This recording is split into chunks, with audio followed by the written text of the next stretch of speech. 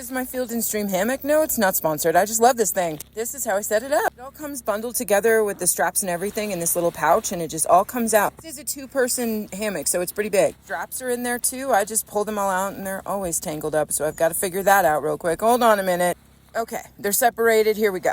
Now we got to take the hammock and the straps and find some trees. These look good. Perfect. They can be a little bit closer together than this, but this is what I've got, so I'm going to work with it. And the first thing I'm going to do is lay out the hammock between the 2 trees just to make sure it's going to be close enough together. So each end of the hammock will reach the straps around the tree. This part reminds me of gym class with the big parachute. Do you guys remember that? I think that was in the 80s and the 90s. Come on, where's my Gen Xers at? See how the hammock ends are equidistant from the tree trunks? And then there's this strap. Now each strap has 2 ends. One has a lot of loops. Each one of those white marks kind of cuts off one of the loops. And then the other end just has 1 loop. So I have to go over to the tree and swing the 1 looped side around the tree. Just like this.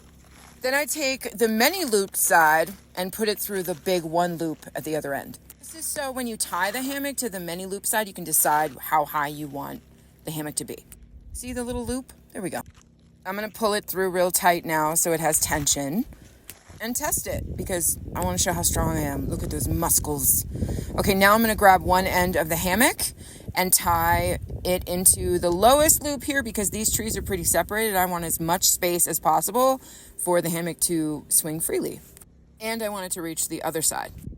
So I'm just tying it up now. It's a pretty straightforward knot. I just use a square knot, but some people use fancy knots. I'm not fancy. And then I pull it to make sure it's tight. And then I go over to the other tree trunk and I take the 1 loop and I swing it around like a lasso and fail because of a little tree that caught it there. So I just go around and grab it.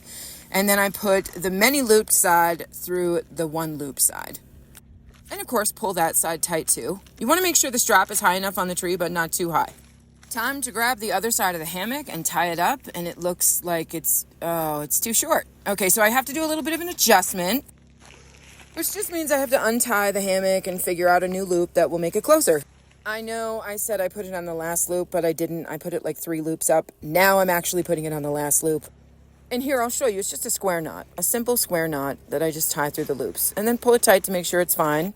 And now I'm going to go back over to the other side, find the right loop that will fit the other side of the hammock, tie it on with the square knot, pull it tight.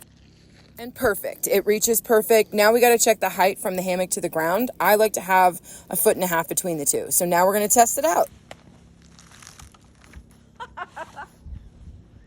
Nope.